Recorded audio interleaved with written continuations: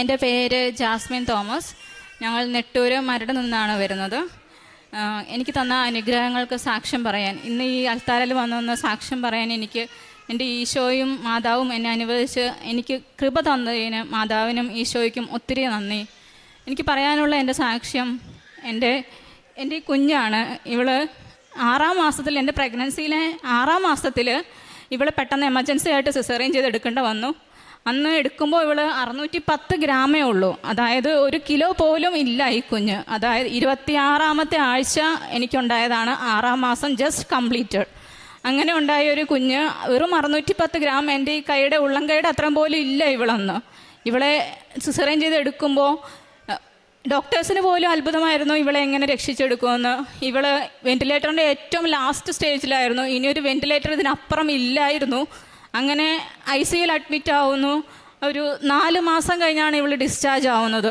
ഈ കുഞ്ഞിന് വേണ്ടിയിട്ടാണ് ഞാൻ ഇന്ന് ഈ സാക്ഷ്യം പറയാൻ നിൽക്കുന്നത്, ഒപ്പം എനിക്ക് കിട്ടിയ എല്ലാ അനുഗ്രഹങ്ങൾക്ക് വേണ്ടിയും.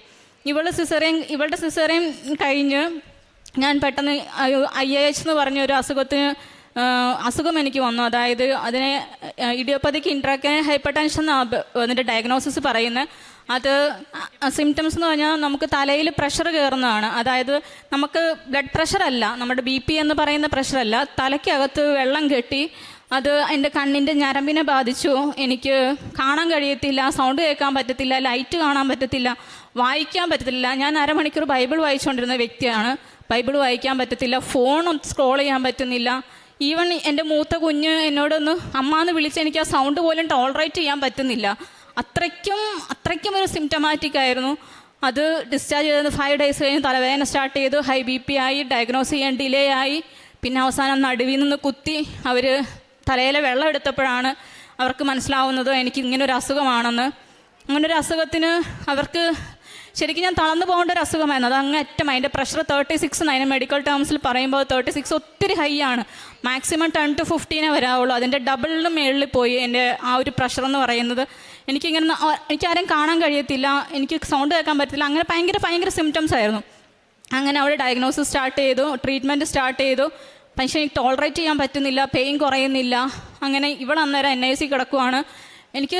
ഞാൻ ഖത്തറിലാണ് വർക്ക് ചെയ്യുന്നത്, ഞാൻ നേഴ്സാണ്. എൻ്റെ ഫാമിലി എന്ന് പറയും, ഞാൻ ഹസ്ബൻഡും ഈ മൂത്ത കുഞ്ഞും ഇളയവളും ഞങ്ങൾ ഖത്തറിലാണ്. ഇത് ഹസ്ബൻഡിൻ്റെ മമ്മിയാണ്. അപ്പോൾ അന്ന് ഞങ്ങൾക്ക് കൂട്ടിന് വേറെ ആരും ഇല്ല. അപ്പോൾ എനിക്ക് ട്രീറ്റ്മെൻറ്റ് അവിടെ നിന്ന് അത് ശരിയാവുന്നില്ല. എനിക്ക് നാട്ടിൽ വന്നം, ഇവൾ NIC കിടക്കുന്നു. എനിക്ക് കൊച്ചിനെ കാണാൻ പോലും പോകാൻ പറ്റത്തില്ല, കാരണം എനിക്ക് സ്റ്റെപ്പ് ഇറങ്ങാൻ പറ്റില്ല. ഞങ്ങൾ ഫസ്റ്റ് ഫ്ലോറിൽ താമസിച്ച് ഒത്തിരി പ്രോബ്ലംസ്. എനിക്ക് ഒന്നും പറ്റുന്നില്ല, ലൈറ്റ് വെറുതെ വെയിലിന് വെട്ടം പോലും കാണാൻ പറ്റത്തില്ല. അങ്ങനെ ഇവളുടെ ഡോക്ടേഴ്സ് തന്നെ എന്നെ ഒത്തിരി കൗൺസിൽ ചെയ്തു. അവർ പറഞ്ഞു, ആദ്യം അമ്മ ജീവനോടെ ഇരുന്നാൽ കുഞ്ഞിനെ കിട്ടിയിട്ട് കുഞ്ഞിന് കാര്യമുള്ളൂ, കുഞ്ഞിന് അമ്മ ഇല്ലാണ്ട് വന്നിട്ട് എന്താ കാര്യം എന്ന് പറഞ്ഞ് നാട്ടിൽ ട്രീറ്റ്മെൻറ്റിന് വിട്ടു. നാട്ടിൽ ട്രീറ്റ്മെൻറ്റിന് വന്നു കാണിച്ചു. സാർ എന്നെ തിരിച്ചു വിട്ടില്ല, ഞാൻ ആസ്റ്ററിലെ ട്രീറ്റ്മെൻറ്റ് എടുത്ത്. അപ്പോൾ ഞാൻ എന്തായാലും ഇവിടെ വന്ന് എനിക്കിവിടെ വന്ന് ഉടമ്പടി എടുക്കണം. ഞാൻ ഉടമ്പടി ഓൾറെഡി എടുത്തിട്ടാണ് ഖത്തറിൽ പോയത് 2024. ഇവിടെ വന്ന് 2025 ജൂണിൽ ഞാൻ വന്ന് ആ ഉടമ്പടി പുതുക്കി. അന്ന് വെച്ച നിയോഗമാണ് എൻ്റെ കുഞ്ഞിൻ്റെ ഒരു ഫോട്ടോ. NIC full ട്യൂബാണ്. ഇവൾ നമ്മുടെ കൈ തരത്തില്ല, കാരണം ഇവിടെ അങ്ങോട്ട് തിരിക്കാൻ പറ്റില്ല, ഇങ്ങോട്ട് തിരിക്കാൻ പറ്റില്ല, കാരണം അത് ആ ബോഡി ടോളറേറ്റ് ചെയ്യത്തില്ല. അങ്ങനത്തെ അത്രയും കുഞ്ഞൊരു ബോഡിയാണ് അത്. അപ്പോൾ അവളുടെ ഒരു ഫോട്ടോ എടുത്ത് വന്നു, ഇവിടെ നിന്ന് പ്രിൻ്റ് എടുത്തു. ജോസഫ് അച്ഛനെ ഇവിടെ നിന്ന് ഞാൻ ഫോട്ടോ കൊടുത്തു. ജോസഫ് അച്ഛൻ അന്ന് അത് മാതാവിൻ്റെ പാദത്തിൽ കൊണ്ടുവച്ച് പ്രാർത്ഥിച്ചു, തൈലം വെച്ചു, അതിനെ കുരിശ് വരച്ച് പ്രാർത്ഥിച്ചു. എൻ്റെ കയ്യിൽ ആ ഫോട്ടോ തന്നു. ആ ഫോട്ടോ ഇന്നും എൻ്റെ ഉടമ്പടി പത്രികയിൽ ഇരിക്കുന്നുണ്ട്. അവൾക്ക് വേണ്ടി ഞാൻ വെച്ച ഉടമ്പടി അതായിരുന്നു. അത് പ്രാർത്ഥിച്ചു. ഞാൻ ഇവിടെ നിന്ന് പോയി എൻ്റെ അസുഖത്തിനും വേണ്ടി പ്രാർത്ഥിച്ചു. എൻ്റെ മൂത്ത മകൻ, ഇവൻ 4 വയസ്സാവുന്നതായിരുന്നു. 4 വയസ്സായിട്ടും ഇവന് സ്പീച്ച് ഡിലേ ആയിരുന്നു. ഇവൻ 1-2 വാക്കല്ലാതെ അതിലപ്പുറം പറയത്തില്ല, 4 വയസ്സായിട്ടും. അപ്പോൾ ഇവൻ്റെ സ്പീച്ച് ഡിലേക്ക് വേണ്ടി ഞാൻ ഒത്തിരി സ്പീച്ച് തെറാപ്പിസ്റ്റിന് റെഫർ ചെയ്തു, മരുന്ന് കൊടുത്തു, ഒന്നും ശരിയാവുന്നില്ല. ഇതും എൻ്റെ ഒരു ഉടമ്പടി നിയോഗമായിരുന്നു. അങ്ങനെ ഉടമ്പടി ചെയ്തു. അന്ന് ഞാൻ പോയി. അന്ന് ഞാൻ ഒത്തിരി നാളുകൾക്ക് ശേഷം, 1.5 മാസത്തിന് ശേഷം ബൈബിള് ഒരു അരമണിക്കൂർ എനിക്ക് ബൈബിൾ വായിക്കാൻ എൻ്റെ കണ്ണ് തുറന്നു കിട്ടിയെന്ന് വേണം പറയാനായിട്ട് ആക്ച്വലി. അങ്ങനെ എനിക്ക് അന്നത് ബൈബിൾ വായിക്കാൻ പറ്റി. പക്ഷെ ഞാൻ ഇവിടെ നിന്ന് ഇറങ്ങുമ്പോൾ, ഞാൻ ഉടമ്പടി എടുത്ത് പുതുക്കി ഇറങ്ങുമ്പോൾ എൻ്റെ മാതാവ് ഇങ്ങനെ പുറകിൽ നിന്ന് തിരിച്ച് വിളിച്ചിട്ട് ചോദിച്ചു, നീ ഹസ്ബൻഡിന് വേണ്ടി പ്രാർത്ഥിച്ചോ എന്ന് ചോദിച്ചു. അപ്പോൾ ഓൾറെഡി എൻ്റെ ഹസ്ബൻഡിന് വേണ്ടി ഞാൻ പ്രാർത്ഥിച്ചതാണ്. പക്ഷേ അറിയത്തില്ല, അങ്ങനെ ഒരു ചോദ്യം എൻ്റെ മനസ്സിൽ വന്നു. ഞാൻ തിരിച്ചു വന്നു, ഒന്നുകൂടി എൻ്റെ ഹസ്ബൻഡിന് വേണ്ടി ഞാൻ പ്രാർത്ഥിച്ചു. എനിക്കറിയില്ലായിരുന്നു ഹസ്ബൻഡ് അവിടെ വലിയൊരു ട്രബിൾ നിൽക്കുമായിരുന്നു എന്ന്. ഞാൻ ചെന്ന് 2-ാം ദിവസം ഞാൻ അറിഞ്ഞു എൻ്റെ ഹസ്ബൻഡ് വലിയൊരു ട്രബിളായിരുന്നു അവിടെ. അതൊരു വേറൊരു ഇഷ്യൂസ് ആയിരുന്നു. പക്ഷെ അതിനെങ്ങനെ മാനേജ് ചെയ്യണമെന്നൊന്നും എനിക്കറിയത്തില്ലായിരുന്നു. പക്ഷേ എനിക്ക് ദൈവം മാതാവ് എനിക്ക് ഭയങ്കര ശക്തി തന്നു, എനിക്ക് പിടിച്ചു നിൽക്കാൻ ശക്തി തന്നു. ആ പ്രശ്നത്തെ എനിക്ക് സോൾവ് ചെയ്യാൻ പറ്റി അവിടെ ചെന്ന്. അങ്ങനെ അവിടെ പോകാൻ പോലും എനിക്ക് പറ്റാൻ എൻ്റെ ട്രീറ്റ്മെൻറ്റ് കാരണം എന്നെ ഡോക്ടേഴ്സ് ഇവിടെ നിന്ന് വിടത്തില്ലായിരുന്നു. കുഞ്ഞവിടെ, ഞാനിവിടെ. അതൊരു അമ്മയ്ക്ക് മനസ്സിലാക്കാൻ പറ്റും. എനിക്ക് പാല് നിറഞ്ഞെൻ്റെ നെഞ്ചിൽ നിന്ന് പോകുന്നു. മരുന്ന് കഴിക്കുന്നതുകൊണ്ട് എനിക്ക് കുഞ്ഞിന് പാൽ കൊടുക്കാൻ പറ്റില്ല. പിന്നെ ഞാൻ ഇവിടെയാണ്, അത് വലിച്ചെടുക്കുന്നു, അത് കളയുന്നു. അങ്ങനെ ഞാൻ മെൻ്റലി ഭയങ്കര ഒത്തിരി ഡിപ്രസ്ഡ് ആയിരുന്നു ആ സമയത്തൊക്കെ. എന്നിട്ട് തിരിച്ചു പോകാൻ നിന്നപ്പോൾ എന്നെ ഡോക്ടേഴ്സ് അനുവദിക്കുന്നില്ല. കാരണം എൻ്റെ പ്രഷർ ഒട്ടും കുറയാതെയും എൻ്റെ കണ്ണിൻ്റെ ഇത് കഴിയാതെ ഒന്നും എന്നെ വിടത്തില്ല എന്ന് പറഞ്ഞു. പക്ഷേ ഞാൻ ഇവിടെ ഒന്ന് ഉടമ്പടി എടുത്തു, പുതുക്കി ചെന്നു. സ്കാനിങ്ങിന് ഡോക്ടറെ കാണാൻ ചെന്നു. ന്യൂറോളജിയും ഐയുടെ സ്പെഷ്യലിസ്റ്റുമാണ് നമ്മളെ കാണുന്നത്. അവിടെ ചെന്നപ്പോൾ ന്യൂറോളജിയുടെ ഡോക്ടർ പറഞ്ഞു റൈറ്റ് ഐ ഓക്കെ ആയി, കുറച്ച് നോർമലായി, ഞരമ്പൊക്കെ നീര് കുറഞ്ഞു. പക്ഷേ ലെഫ്റ്റ് ഐ ഒന്നും പറഞ്ഞില്ല. ഐ സ്പെഷ്യലിസ്റ്റിൻ്റെ അടുത്ത് വിട്ടു. അവിടെ ചെന്നപ്പോൾ ഐ സ്പെഷ്യലിസ്റ്റ് പറഞ്ഞു റൈറ്റ് ഐ ഓക്കെ ആയി, ലെഫ്റ്റ് ഐ വേഴ്സൺ ആയെന്ന്. അപ്പോൾ അതെനിക്ക് ഞാൻ ഓക്കെ എന്ന് പറഞ്ഞു. എനിക്കത് വിശ്വസിക്കാൻ പറ്റില്ല, ഞാൻ ഉൾക്കൊള്ളത്തില്ല. കാരണം ഞാനിവിടെ വന്ന് ഉടമ്പടി പുതുക്കി മാതാവിൻ്റെ അടുത്ത് പറഞ്ഞിട്ട് പോയ കാര്യം ഒരിക്കലും നടക്കാതിരിക്കത്തില്ല. ഞാനപ്പോൾ സാർ എന്നോട് പറഞ്ഞു കണ്ണിൻ്റെ സ്കാനിങ് ചെയ്യാം, OCT എന്ന് അതിന് പറയുന്നത്, അത് ചെയ്യാൻ വിടാൻ പറഞ്ഞു. അങ്ങനെ ഒരു അരമണിക്കൂർ അവിടെ ഉണ്ടായിരുന്നു സ്കാൻ ചെയ്യാൻ വേണ്ടി. ആ സമയത്ത് അച്ഛന് വിടന്ന്, ജോസഫ് അച്ഛന് വിടന്ന് കയ്യിൽ തന്ന മാതാവിൻ്റെ കാശ് രൂപ എൻ്റെ കയ്യിലുണ്ടായിരുന്നു. ഒരു കുഞ്ഞിക്കൊന്തയും 10 മണിയുടെ കുഞ്ഞിക്കൊന്തയും എൻ്റെ കയ്യിലുണ്ടായിരുന്നു. അത് വെച്ച് ഞാൻ പ്രാർത്ഥിച്ചു. എപ്പോഴും ആ അരമണിക്കൂർ ഞാൻ കൊന്ത ചൊല്ലി കൃപാസന മാതാവിനോട് പ്രാർത്ഥിച്ചു, ഈ റിസൾട്ട് എനിക്ക് നോർമലാക്കി തന്ന് എന്നെ ഇവിടെ നിന്ന് കയറ്റി വിടണം, എൻ്റെ കുഞ്ഞ് അവിടെയാണ്, എനിക്ക് പോയേ പറ്റൂ. അങ്ങനെ റിസൾട്ട് വന്നു. 2ഉം സൂപ്പർ സീനിയേഴ്സ് ഡോക്ടേഴ്സാണ്, ന്യൂറോളജിയും ഐ സ്പെഷ്യലിസ്റ്റും. അവരെൻ്റെ അടുത്ത് പറഞ്ഞു എനിക്ക് തെറ്റ് പറ്റിയതാ, കണ്ണ് ഓക്കെയാണ്, കയറിപ്പൊക്കോ എന്ന്. പിറ്റേ ദിവസം ഞാൻ ടിക്കറ്റ് എടുത്തു. നെക്സ്റ്റ് ഡേക്ക് ഞാൻ കയറിപ്പോകുന്നു. അന്ന് ഞാൻ കയറിപ്പോകുന്നതിൻ്റെ അന്ന് ജൂലൈ 6th ആണ്. അന്ന് എൻ്റെ ഹസ്ബൻഡ് അവിടെ ഖത്തറിൽ ഡ്രൈവിംഗ് ലൈസൻസിന് വേണ്ടിയിട്ട് 1 ഇയറായിട്ട് ട്രൈ ചെയ്യുക. 6 ടൈംസ് അറ്റൻഡ് ചെയ്തു. 6 ടൈംസും ഹസ്ബൻഡ് ഫെയിൽ ആവുക. അത് ഹസ്ബൻഡിൻ്റെ പ്രോബ്ലം കൊണ്ടല്ല. ആദ്യത്തെ പ്രാവശ്യം ഭയങ്കര കോൺഫിഡൻ്റ് ആയിട്ട് ഒരു പ്രോബ്ലംസും ഇല്ലാതെ ചെയ്തു, അത് ഫെയിലായി. പിന്നെ ആൾക്ക് ടെൻഷനായി. അങ്ങനെ ഒരു 6 ടൈംസ് അറ്റൻഡ് ചെയ്തു, ഫെയിലാവുന്നു. എന്ത് ചെയ്തിട്ടും അത് റെഡി ആവുന്നില്ല. ഇവിടെ വന്ന് ഞാൻ പ്രാർത്ഥിച്ചു. ആ ജൂൺ 25 ഞാൻ ഇവിടെ വന്ന് ഉടമ്പടി പുതുക്കിയത്. July 6 next test. അതും ടെസ്റ്റ് പെട്ടെന്ന് കിട്ടത്തില്ലായിരുന്നു. നമുക്ക് 3 മാസം കഴിഞ്ഞാൽ ഓരോ ടെസ്റ്റും നമുക്ക് എടുക്കാൻ പറ്റത്തുള്ളൂ. ആ ടെസ്റ്റ് പെട്ടെന്ന് കിട്ടി. അങ്ങനെ 6 പ്രാവശ്യം ഫെയിലായ ടെസ്റ്റ്. മാതാവിൻ്റെ ഉടമ്പടി ഇവിടെ വന്ന് തിരിഞ്ഞു നിന്ന് പ്രാർത്ഥിച്ചതിൻ്റെ ഫലമായിട്ട് മാതാവിനോട് ഉടമ്പടി ചെയ്ത് ഈശോയുടെ കയ്യിൽ നിന്ന് എനിക്കത് മാതാവ് വാങ്ങിച്ചു തന്നു. 6th times. അതെങ്ങനെ പാസ്സായെന്ന് എൻ്റെ ഹസ്ബൻഡിന് പോലും അറിയത്തില്ല. അങ്ങനെ ആ ടെസ്റ്റ് ഞാൻ പാസ്സായി. അതെൻ്റെ ഒരു നിയോഗമായിരുന്നു. ഉടമ്പടി ജീവിതം കുമ്പസാരിക്കാറുണ്ട് ഞാൻ എപ്പോഴും. എപ്പോഴെന്ന് വെച്ച് കഴിഞ്ഞാൽ മാസത്തിലൊരു 3-4 പ്രാവശ്യം അല്ലെങ്കിൽ ഒരു 3 ടൈംസ് മിനിമം ഞാൻ കുമ്പസാരിക്കും. കാരണം ഞാൻ ഖത്തറിലാണ്, അവിടെ ഞങ്ങൾക്ക് പള്ളിയുണ്ട്. പക്ഷേ ഇവിടുത്തെ പോലെ സൺഡേ കുർബാനയല്ല, അവിടെ ഫ്രൈഡേ ആണ് നമുക്കവിടെ കുർബാന വരുന്നത്. അപ്പോൾ ഫ്രൈഡേ കുർബാന എനിക്ക് ഞാൻ സിക്കായതുകൊണ്ട് എനിക്ക് വാർഡിൽ നിന്ന് ദൈവത്തിൻ്റെ കൃപയാൽ എനിക്ക് ഈവനിങ് ഷിഫ്റ്റ് മാത്രം തന്നു. കാരണം എനിക്ക് നൈറ്റിൽ മെഡിസിൻ എടുക്കുന്നുണ്ട്. മെയിൻ പ്രശ്നം മെഡിസിൻ എടുക്കുന്നതുകൊണ്ട് എനിക്ക് മെമ്മറി ലോസ് ഉണ്ട്. അതുകൊണ്ട് എൻ്റെ ഈ ഓരോ സാക്ഷ്യങ്ങളും ഓരോ ഡേറ്റ് ഇട്ട് ഓരോ കിട്ടിയ അനുഗ്രഹങ്ങൾ ഞാൻ എൻ്റെ ഡയറിക്കകത്ത് എഴുതി വെക്കുകയാണ് ചെയ്തത്. അതെല്ലാം ഞാൻ ആ ഡയറി കൊണ്ടുവന്നിട്ടാണ് ഞാനിപ്പോൾ ഇത് ഫുൾ പകർത്തിയത്. കാരണം ആ മെഡിസിൻ കാരണം എനിക്ക് ഒത്തിരി മെമ്മറി ലോസ് ഉണ്ടായി. അപ്പോൾ അന്ന് മറന്നു പോകാതിരിക്കാൻ അന്നേ ഞാൻ ഓരോ ദിവസത്തെ അനുഗ്രഹങ്ങൾ ഇങ്ങനെ എഴുതി വെച്ചിരുന്നു എൻ്റെ ഡയറിക്കകത്ത്. അതിന്ന് ഞാൻ ഫുള്ള് ഇവളെയും കൊണ്ട് വന്ന് സാക്ഷ്യം പറയാൻ വേണ്ടിയിട്ടായിരുന്നു. അപ്പോൾ ഓട്ടോമാറ്റിക്കലി ഞാൻ കുമ്പസാരിക്കുമായിരുന്നു. അവിടെ എപ്പോഴാണോ സമയം കിട്ടുന്നത് അപ്പോൾ പോയി കുമ്പസാരിക്കും. കുർബാന കൂടാറുണ്ട്. കുർബാന മിസ്സാക്കിയ എന്തോ അന്ന് ആ ഒരാഴ്ച എനിക്ക് വേസ്റ്റായിരുന്നു. ഡ്യൂട്ടി ആണെങ്കിലും എന്തെങ്കിലുമൊക്കെ ഇഷ്യൂസ് വരും. അതൊരു ഭയങ്കര ദൈവാനുഗ്രഹമാണ് ആ കുർബാന സ്വീകരിക്കാൻ കഴിയുമെന്നുള്ളത്.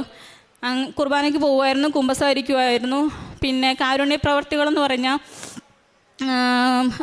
ഞങ്ങളുടെ അടുത്തൊരു അനാഥാലയമുണ്ട്. അവിടെ ഒരച്ഛനാണ് നടത്തുന്നത്. അപ്പോൾ ആ അച്ഛന് അവിടുത്തെ അനാഥാലയത്തിൽ അതൊരു വയ്യാത്ത രോഗികളെ കിടത്തി ചികിത്സിക്കുകയാണ്. അവർക്ക് ഞാൻ കുറച്ച് സഹായങ്ങൾ ചെയ്തായിരുന്നു. ഒരു നേരത്തെ ഭക്ഷണം വാങ്ങിച്ചു കൊടുക്കുക. അച്ഛന് കുറേ കടമുണ്ടായിരുന്നു. അപ്പോൾ ആ കടം അച്ഛൻ പൈസ ആയിട്ടൊന്നും വാങ്ങിക്കത്തില്ല നമ്മുടെ കയ്യിൽ നിന്ന്. ആ വാങ്ങിക്കുന്ന കടയിൽ അച്ഛന് കുറേ പേയ്മെൻറ്റിൻ്റെ കടമുണ്ട്. അവിടെ കുറച്ച് പേയ്മെൻറ്റ് ചെയ്യുമോ അങ്ങനെ. പിന്നെ ഞാൻ ഖത്തറിലാണെങ്കിലും വയ്യാത്തൊരു കുഞ്ഞുണ്ടായിരുന്നു. ആ കുഞ്ഞിനെ ഞങ്ങൾ പോയി കണ്ടു. ആ കുഞ്ഞിന് ഹസ്ബൻഡ്, ഞാനും മൂത്ത കുഞ്ഞും, എൻ്റെ കൊച്ച് ഡിസ്ചാർജ് ആയിട്ടില്ല ആ സമയത്ത്. അപ്പോൾ ഞങ്ങൾ 3 പേരും കൂടി പോയി ആ വയ്യാത്ത കുഞ്ഞിനെ കണ്ടു. ആ ചേട്ടന് കുറച്ച് പൈസ കൊടുക്കാൻ പറ്റിയായിരുന്നു. ഉപാസന പത്രം ഞാൻ ഇവിടെ നിന്ന് മലയാളമായിരുന്നു എനിക്ക് തന്നിരുന്നത്, പക്ഷേ ഞാനത് മാറ്റി ഇംഗ്ലീഷ് വാങ്ങിച്ചു. കാരണം അവിടെ മലയാളീസിനെ ഓൾമോസ്റ്റ് എപ്പോഴെങ്കിലും എവിടെന്നെങ്കിലൊക്കെ കിട്ടും. അപ്പോൾ ഞാൻ ഇംഗ്ലീഷ് പത്രം വാങ്ങിച്ചുകൊണ്ട് പോയി എൻ്റെ വാർഡിലുള്ള എല്ലാ ഫിലിപ്പീൻസിനും കൊടുത്തു. ഞാൻ എൻ്റെ കണ്ട എല്ലാ ഫിലിപ്പീൻസിനും കൊടുത്തു.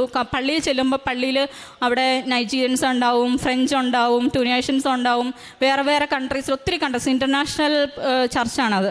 അപ്പോൾ അവിടെ വരുന്ന ഏത് നാട്ടുകാരാവുമെന്ന് എനിക്കറിയത്തില്ല, നോൺ ഇന്ത്യൻസ് ആണ് അവിടെ എല്ലാം. അവർക്കെല്ലാം ഞാൻ ആ പത്രം പള്ളിയിൽ വെച്ച് കൊടുത്തു. ഇംഗ്ലീഷ് പത്രം വാങ്ങിച്ചുകൊണ്ട് പോയി കൃപാസന പത്രം കൊടുത്തു. പിന്നെ എപ്പോഴും ഈ നമ്മുടെ തൈലം ഞാൻ കുരിശ് വരയ്ക്കും. ഇവളുടെ കണ്ണിന് പ്രശ്നം ഉണ്ടായിരുന്നു. കാരണം കണ്ണിന് കാഴ്ച കിട്ടുമെന്ന് ഉറപ്പില്ലായിരുന്നു. ഇത്രയും, അതായത് അവയവങ്ങളൊന്നും പൂർണ്ണമായിട്ട് രൂപീകരിക്കുന്നതിന് മുന്നെയാണ് ഇവളെ എടുത്തത്. അതുകൊണ്ട് തന്നെ ഇവളുടെ കണ്ണിൻ്റെ പ്രശ്നം, കണ്ണിൻ്റെ റെറ്റിനകത്തെ കൃഷ്ണമണി അകത്തോട്ട് ചെന്നിട്ട് അതിന് കാഴ്ചയ്ക്കുള്ള പ്രശ്നം ഉണ്ടാകുമെന്ന് പറഞ്ഞു. അപ്പോൾ എന്ന് ഞാൻ മാതാവിൻ്റെ തൈലം എടുത്ത് അവളുടെ നെറ്റിയിൽ എനിക്ക് കിട്ടിയപ്പോൾ തൊട്ട് ഞാൻ കുരിശ് വരയ്ക്കുമായിരുന്നു. കുരിശ് വരച്ച് അവളുടെ കണ്ണിൽ ആദ്യം ഒരു ഇഞ്ചക്ഷൻ കഴിഞ്ഞു. ഇപ്പോൾ ഞങ്ങൾക്കറിയാം അവൾക്ക് ഞങ്ങളെ കാണാൻ കഴിയുന്നുണ്ടെന്ന്. അവൾക്ക് കാണാം, ഞങ്ങൾ നോക്കി, അവൾ ചിരിക്കും, അവൾ സംസാരിക്കും, അവളെല്ലാം ചെയ്യും.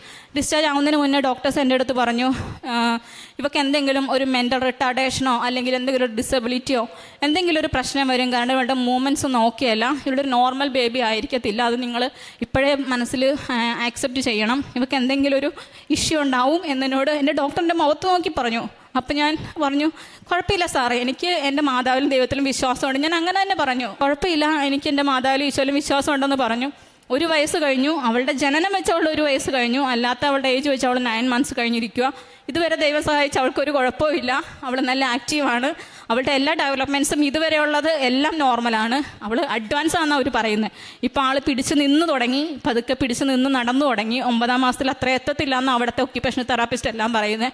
എപ്പോൾ ചെന്നാലും അവൾക്ക് എന്തെങ്കിലും ഒരു ഇമ്പ്രൂവ്മെൻറ്റ് കാണാൻ കഴിയുന്നുണ്ട്. അതായത് ഇവൾ 3 മാസം വെന്റിലേറ്ററിൽ കിടന്നു. ഞാൻ ഇവിടെ നിന്ന് ഉടമ്പടി പുതുക്കിയതിന് ശേഷം അവിടെ ചെന്ന് അവളുടെ നെഞ്ചിൽ കുരിശ് വെച്ചിട്ടാണ് പ്രാർത്ഥിച്ചതിന് ശേഷമാണ് അവളെ വെന്റിലേറ്ററിൽ നിന്ന് മാറ്റാൻ പറ്റുന്നത്. കാരണം അവൾ എന്ത് ചെയ്ത് വെന്റിലേറ്ററിൽ നിന്ന് മാറ്റാൻ പറ്റത്തില്ലായിരുന്നു. വെന്റിലേറ്ററിൽ നിന്ന് മാറ്റി അപ്പോൾ അവളുടെ ഓക്സിജൻ ലെവൽ താഴെ പോകും. അങ്ങനെ 3 മാസം കണ്ടിന്യൂസ് അവൾ വെന്റിലേറ്ററിലായിരുന്നു. ഇവിടെ നിന്ന് ഞാൻ ചെന്ന് കുരിശ് വരച്ച് വിശ്വാസപ്രമാണം ചൊല്ലി മാതാവിനോട് സാക്ഷ്യം പറഞ്ഞു. ഞാൻ മാതാവേ, ഞാനിവിടെ വന്ന് സാക്ഷ്യം പറഞ്ഞോളാം, എൻ്റെ കുഞ്ഞിനെ ഒരാപത്തും കൂടാതെ. പിറ്റേ ദിവസം അവളെ വെന്റിലേറ്ററിൽ നിന്ന് മാറ്റി നേസൽ ക്യാനിലാന്ന് പറയാം, നമ്മുടെ മൂക്കിൽ വെക്കുന്ന ചെറിയൊരു ഓക്സിജൻ 2 ലിറ്റർ അതിനകത്തോട്ട് അവളെ മാറ്റി. പിന്നെ അവളുടെ അടുത്ത പ്രശ്നം എന്ന് വെച്ചാൽ ഫീഡിങ് ആയിരുന്നു. കാരണം എനിക്ക് മെഡിസിൻ എടുക്കുന്നതുകൊണ്ട് പാലുണ്ട്, പക്ഷെ എനിക്ക് കൊടുക്കാൻ കഴിയത്തില്ല. എൻ്റെ പാൽ അവൾക്ക് കുടിക്കാൻ കഴിയത്തില്ല, കാരണം അത് അവൾക്ക് പ്രശ്നം ഉണ്ടാക്കുമായിരുന്നു. അപ്പോൾ അവർ കൊടുക്കുന്ന ഫീഡ് അവൾക്ക് സക്ക് ചെയ്യാൻ പറ്റത്തില്ല, ഇത്രയും കൊച്ചായതുകൊണ്ട് ഓക്സിജൻ ലെവൽ താഴെ പോവും. അപ്പോൾ അതൊരു വലിയൊരു ചലഞ്ചായിരുന്നു. അവളത് പിക്കപ്പ് ചെയ്യുമോ ഇല്ലയോ എന്ന് ഡോക്ടേഴ്സിനെല്ലാം ടെൻഷനായിരുന്നു. പക്ഷേ ഒരു പ്രശ്നമില്ലാതെ അവളത് പിക്കപ്പ് ചെയ്തു. അവൾ ഓറൽ ഫീഡ് സ്റ്റാർട്ട് ചെയ്തു. അങ്ങനെ അവൾ ഏപ്രിൽ 8-ാം തീയതി ഉണ്ടായി. ഓഗസ്റ്റ് 8 അവളെ ഡിസ്ചാർജ് ചെയ്തു. പിന്നെ ഞാൻ ഇങ്ങനെ ഇപ്പം നിൽക്കുന്നത്, ആരോഗ്യത്തോടെ നിൽക്കുന്ന ഇവിടെ വന്ന് ഉടമ്പടി എടുത്ത് മാതാവിനോട് പ്രാർത്ഥന ശേഷമാണ്. കാരണം എൻ്റെ മെഡിസിൻ 1500 mg നിന്ന് സ്റ്റാർട്ട് ചെയ്ത മെഡിസിൻ ഇപ്പം ഞാൻ 250 mg വൺസ് നിലയിലോട്ട് എത്തി.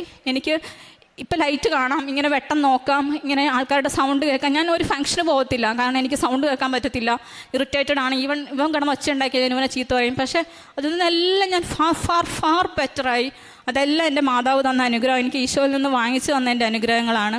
ഇതിനെല്ലാത്തിനും ഈ സാക്ഷ്യത്തിനങ്ങൾക്കും എനിക്ക് തന്ന എല്ലാ അനുഗ്രഹങ്ങൾക്കും എല്ലാത്തിനും എൻ്റെ ഈശോയോടും മാതാവിനോടും ഞാൻ നന്ദി പറയുന്നു.